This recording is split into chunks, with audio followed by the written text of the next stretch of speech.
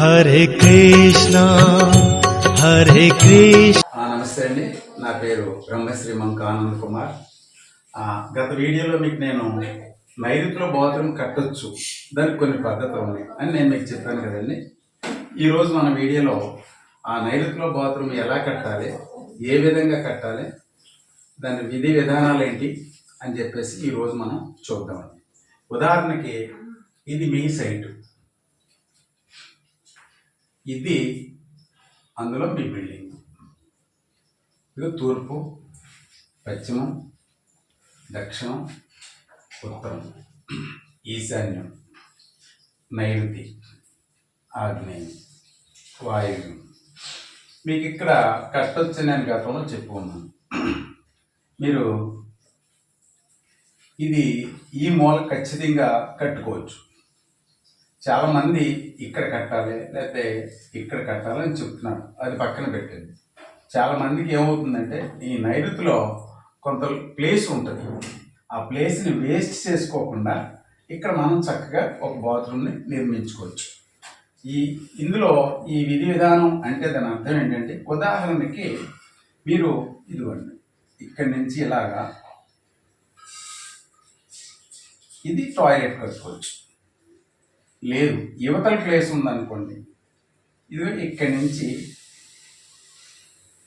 ఇలా టాయిలెట్ కట్టుకోవచ్చు. కానీ దీని కింద సెప్టిక్ ట్యాంక్ మాత్రం ఉండకూడదు, ఎట్టి పరిస్థితుల్లో ఉండకూడదు. ఈ సెప్టిక్ ట్యాంక్ని మనం ఇటు తీసుకురావచ్చు. ఈ బిల్డింగ్ ఇక్కడి నుంచి ఇక్కడికి సెంటర్ చేసి ఇక్కడ ఇవ్వచ్చు. లేదు అవకాశం ఉంటే కనుక ఇక్కడి నుంచి ఇక్కడికి 9 భాగాలు చేసి ఇక్కడి నుంచి 2 భాగాలు వదిలేసి ఆటోమేటిక్గా ఇక్కడ ఒక ట్యాంక్ని సెప్టిక్ ట్యాంక్ పెట్టుకోవచ్చు. దీని నుంచి కనెక్షను దీనికి పైప్ లైన్ ఇలాగా తీసుకురావచ్చు.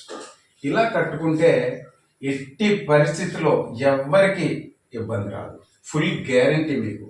దీనికి ఉదాహరణ నేనే. చాలామంది ఉన్నారు ఇలా ఉన్నవాళ్ళు. మీకు ఏదైనా డౌట్ ఉండి ఇది అవునా కాదా, ఇది నిజమా కాదా అని మీకు ఏమైనా డౌట్ ఉంటే నన్ను కాంటాక్ట్ చేస్తే నేను ప్రజెంట్ ఉన్నటువంటి ఇంట్లో ఇది నైరుతి బాత్రూమే. ఇది ఇవాళ నిన్నది కాదు, 43 సంవత్సరాల నుంచి నేను ఇందులోనే ఉన్నాను. అంటే మీరు ఆలోచించండి, 43 సంవత్సరాల నుంచి ఉంటున్నాం అంటే ఇంకా ఆల్మోస్ట్ ఇంచుమించుగా లైఫ్ సగం అయిపోయింది కదా. ఇప్పుడు దాకా కూడా ఎటువంటి ఇబ్బంది రాలేదు, మాకు బ్రహ్మాండంగా ఉన్నాం.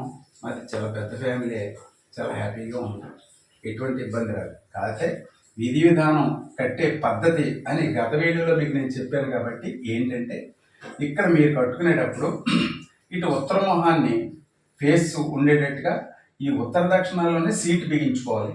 వెస్టర్న్ టైపు లేదా షూట్ కానీ ఆ వెస్టర్న్ టైప్ సీట్ బిగించుకోవాలి. ఈ గర్భం యొక్క హైట్ కంటే ఇది కనీసం 4 అంగుళాల హైట్లో అన్న ఈ బాత్రూమ్ని నిర్మించుకోవాలి. వీటి నుంచి ఇలాగా ఇక్కడ కట్టుకోవచ్చు, ఇలాగా కట్టుకోవచ్చు. కానీ ఒకటి మాత్రం చిన్న కండిషన్, మీరు కట్టినప్పుడు ఇక్కడ నుంచి ఈ బిల్డింగ్ చుట్టూరు కూడా ప్రదక్షిణ చేసేటట్టుగా ఖాళీ మాత్రం ఉండి తీరాలి. ఇది ఇలా మనిషి వచ్చేసేలా ఈ గ్యాప్. లేదండి మాకు అంత ప్లేస్ లేదు, చాలా తక్కువ ఉంది అనుకున్నప్పుడు కనీసం మీరు దీనికి మాత్రం ఈ యొక్క బాత్రూమ్ గోడ ఈ బాడీకి ఎట్టి పరిస్థితుల్లో కూడా టచ్ అవ్వకూడదు. ఇక్కడ ఒక 4 అంగుళాలు 6 అంగుళాలు మినిమం కనీసం ఖాళీ ఉంచుకుని మీరు బాత్రూమ్ కట్టుకోవచ్చు. ఎవ్వరికి ఎటువంటి ఇబ్బంది మాత్రం రాదు. పూర్వం పాయిఖానా దొడ్లన్నీ ఇక్కడే ఉండేవి, కాకపోతే అప్పుడు గోతులు తీసేవారు కాదు. గత 50-60 సంవత్సరాల ముందుకు పోతే కనుక గోతులు తీసేవారు కాదు. కానీ ఇప్పుడు ఏంటంటే సెప్టిక్ ట్యాంకులు వచ్చినాయి కాబట్టి వీళ్ళంతా కట్టొద్దని చెప్తున్నారు. ఆ వివరణ ఏంటంటే నేను ఎందుకు ఇస్తానంటే, కట్టుకోవచ్చు, ట్యాంక్ మాత్రం దీని కింద ఉండకూడదు, ఈ పక్కన ఉండకూడదు. ఇక్కడ తీసుకురండి, బ్రహ్మాండంగా ఉంటుంది. ఇక్కడ అవకాశం లేనప్పుడు ఇక్కడ కూడా మీరు ట్యాంక్ తీసి కట్టుకోవచ్చు. 200% కూడా మీరు మంచి రిజల్ట్స్ ఉంటాయి తప్ప ఎవరికి ఎటువంటి ప్రాణహాని మాత్రం ఎటువంటి చెడ్డ రాదు. అందుకు నేనే ఉదాహరణ, కొన్ని 100,000 ఉన్నాయి. మీకు కావాలంటే నేను చూపిస్తాను. మీకు ఎవరికైనా నేను చెప్పిన దాంట్లో మీకు డౌట్స్ ఏమైనా ఉంటే నన్ను కలిస్తే నేను నా ఇల్లు చూపిస్తాను, నా హౌస్.